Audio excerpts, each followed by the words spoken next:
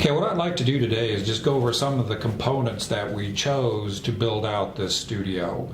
And as the session progresses, I'll give you a little build out tour, because I took some panoramic pictures of the studio as we were building it out, and then I kind of threaded them together in more or less a Ken Burns effect to I used Adobe Premiere to pan the photos and give you a sense of the build out itself. The build out starts with some office space as well as a conference / classroom, and then this green screen room that I'm in right now. And we built it from scratch in order to accomplish basically live broadcasts as well as editable video out of our studio. And the process really started with examining the types of broadcasting or the types of meetings that can be held out there in the world with our student body, and basically how we would communicate with those people using modern technology. So we looked at a lot of the different programs or a lot of services, software as a service, if you will, that was available to get out and touch people through this video technology. We settled on a product called Livestream, and I will go over that a little bit more as the session progresses about how we incorporated the latest technology that Livestream was introducing. We really wanted to get into the democratization of broadcasting. So really we were able to build this studio on a fraction of a budget that it would have cost 5 years ago. We settled on 2 GH4 Lumix Panasonic cameras, which have so far been outstanding. Now, as you know, Panasonic made its name in producing video cameras, and they took this video camera technology and was really the first to market with 4K video in a DSLR form factor. And probably to me the biggest difference between the Panasonic technology and any other camera maker out there, whether that's Canon or Nikon or whoever, is that the most DSLR video cameras will take video shots, but it'll turn off at about 29 minutes. The Lumix cameras will never turn off until you run out of card space. So that's a huge factor when you're doing broadcasting or recording any kind of length of video. The technology in the Lumix cameras will just run, and they're not limited. So that's really a key factor, is that we can take 2 hours of video with the Panasonic, whereas you can't do that with Nikon or Canon. So that was one of the factors that went into our choice of the GH4. The other thing is the micro thirds lenses. You can really get a prime micro thirds lens for a fraction of the cost that you could pay for a prime APS size lens, or obviously a full frame lens. And the 3 lenses we chose to go along with these 2 GH4 cameras was Panasonic 14 to 140 millimeter f3.5 to 5.6 OIS lens. This studio that I'm sitting in right now it's about 16 feet by about 8 feet, and then about 12 feet high. Now, surrounding me right now are several LED light sets, 2 boom mics. We chose the components in order to get the effect we're looking for. That chroma key paint was available at B&H Photo. We got all this from B&H Photo for the most part. And that gallon of paint ran $75. And while I'm on the paint, and I know I'm jumping around a lot because there's really a lot that went into both thinking about this, then ordering it, and then building it out. So there's a lot involved. But the key to really a successful chroma key is that surface. Now our surface is drywall, and with the chroma key paint layered on top of the drywall, it is an absolutely even surface. We have lights that are shining directly onto the wall, so the wall is lit by 4 LED lights. This is important because if you get back and you're not divided between that light, you can see a shadow now appearing on the wall. This shadow is horrendous for keying because now what you have is 2 colors. You have the green that's even, and then you have the shadow, which is now a different color of green. So that means if you're trying to key this out, you'd have to key out multiples of colors, the even green and then these various shadows that are showing up. So the way you take care of that is by lighting up the subject, i.e. myself, and the green screen separately. So the green screen is lit up by 4 independent LEDs. Now once you get past those LEDs, then there's no shadow. So this is the second key to doing a good key, is the lighting. So the first one is the surface color. Now if you are using a green screen cloth, like some people do, or paper, and there's any creases in that cloth or that paper, then there's going to be, again, different tones and colors of the green. So the key is, if you were going to use cloth, is to iron it out so it is perfectly smooth. But because we are using the drywall with a chroma key paint on it, we don't have any fluctuation whatsoever in the surface. So the paint is even, the surface is even, and the lighting is even to get one color, and that one color is keyed out. Now above me is a light that comes down on top of my head. This light also filters behind me, and what happens is when you get too close to a green screen, the light reflects, and that will cause green tinges in your hair and so forth because it's reflected light now reflecting on the subject. So that's taken care of by a light that comes behind me. So we have lights in front that is lighting up the subject, a light on top that is blocking out reflected green screen light, and then we have 4 LED lights that are lighting up the back wall or the green. So that is an important factor, especially if you're going to do a live key. Now in a live key, you don't have a lot of time, or it's really difficult to now start doing garbage mats and various tweaks of the green. You really want a green that you can key out with one dropper. You've got the green identified, bam, it's gone.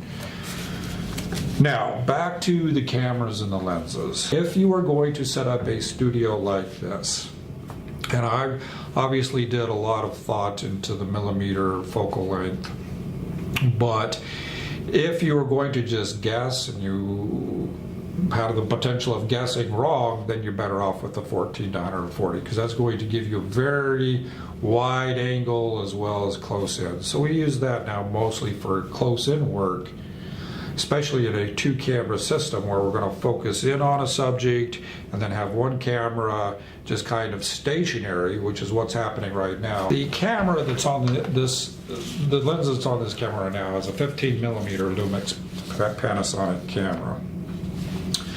That's 15mm with an f1.7. That is really getting pretty close to prime right there. The quality of that lens is superb. Now the other lens we have is the Panasonic Leica DG Sumilux 25mm f1.4.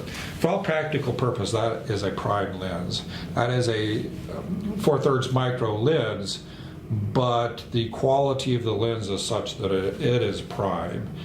Now what I like to do with these lenses when I'm not taking video is turn the camera and then do panoramic photos. So really I've actually taken some photos that are what you might consider to be massive definition. If you have high definition, which is 1920 by 1080, and then 4K, which is 4 times HD, by doing panoramic shots and then stitching those photos together in Photoshop, for example, you can really get to what you might consider MD or massive definition. What we're looking at for streaming over Livestream is 720p high definition. But the fact that we have such good quality lenses and good quality apparatus here, even though we're downscaling to high definition, 1280 by 720, you can't beat the fact that we started with 4K video. Now, if you're going to edit that video instead of going live, another advantage of using 4K is you can do the Ken Burns effect with video itself. In other words, you can put a 4K video on a 1920 by 1080 screen and then pan 4K video over the screen. You can do that with photos or video. So there's a lot to be said for 4K. You can always go down in definition, but you really have a hard time going up in definition. But back to our studio setup, these lights and these booms, they're basically configured on Manfrotto extendable poles. Rather, because we're in such limited space, we wanted to limit the amount of tripod footprint, and therefore we put in these Manfrotto poles and their extenders. So we really go from this floor up to the floor above us. Now obviously we have a drop-down ceiling like most office spaces have with these ceiling tiles. We went right through the ceiling tiles with these Manfrotto poles, which are about 2 inches in diameter, and then went right up to the floor above us, which is about another 6 feet above the ceiling tiles. So we're going up about 18 feet in these poles. Now the reason we did that is to build some stability with all of these lights and boom poles, and then cut down on our footprint. And they're working very well. Okay, those boom poles are K-Tex aluminum poles with coiled cable. So in other words, the cable runs through the pole itself, XLR cable. So then you got an XLR drop that comes down at the front of the pole and plugs right into these shotgun mics. Those are Rode shotgun mics.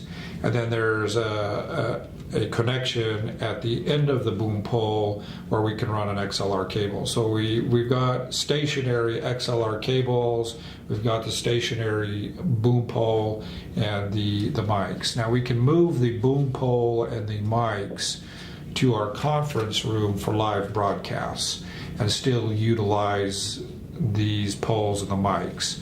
Of course, the Manfrotto poles and most of the LED equipment is now stationary. The idea is to move the boom mics to another location and then use another XLR cable at that location in order to get the audio. The audio goes into a Zoom H5 recording device. The audio goes by XLR into the back of the H5 recorder. So we got 2 HLR cables from 2 boom mics going into the H5 recorder. So the camera audio is actually coming from the H5 recorder.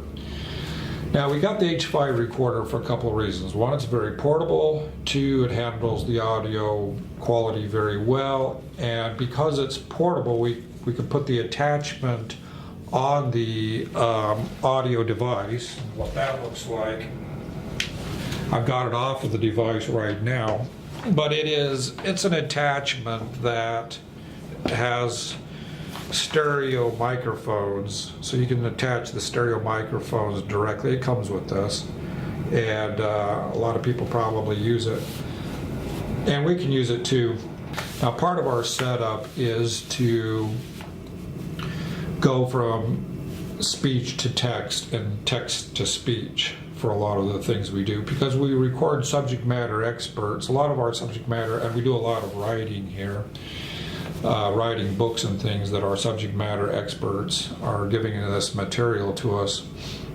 We will we have the capability using this apparatus as well to record our subject matter experts, and then we'll go from audio to text. And that's how we capture a lot of our text, is through audio to text. And then we also do all of our audio overlays with one of the better quality text-to-speech softwares. And we start with our book in InDesign, and our InDesign becomes the center point for all the work we do. Now, InDesign is important because not only is it a very sophisticated textual layout tool, but it also works well with Adobe Bridge. And we can search all of our books and all of our modules that are coming out of books through Adobe Bridge. So we use Adobe Bridge pretty much not only for audio and video storage, manipulation, but for our books as well. So now we use it as a content management system. The beauty of that is the metadata. You can enter metadata for our videos, metadata for our photos, and this is just like XML tags to everything we do. So if we have to go back and find something, we can search for it through the Bridge database. But anyways, that's another subject. Now, coming from our 2 HD recording Lumix cameras, it comes through XLR to the H5 recorder, from the H5 recorder into the camera, to the 2 cameras. Then we go from HDMI out of the camera to a little SDI switch or converter. So now we're converting the HDMI video, because the HDMI video is not safe. We've tested it out to 50 feet coming in with poor quality teleprompter video, but to go out and take that as a recordable feed, you can't go long distances. So what I've done is, from the studio, we will switch that HDMI video into SDI video, run SDI cables across our ceiling structure down into my office, where it will stream into 2 Blackmagic Design mini recorder cards. And that's actually going to be completed within the next week or so. And we built a computer, we had a computer built at Micro Center, because it's interesting that nowadays you really can't find off-the-shelf PCs that have enough PCIe card slots. When you talk about democratization of video, we have the capability, if we wanted to go all the way to 4K. And there's no cable television company or anyone out there doing 4K video. But if we wanted to, we could do that. And that basically leapfrogs over our current video distribution channels, i.e. cable television and so forth. So by taking complete control of our video processing and our video distribution, we can now compete with anyone out there in terms of streaming video. And anyone can do this with a little effort.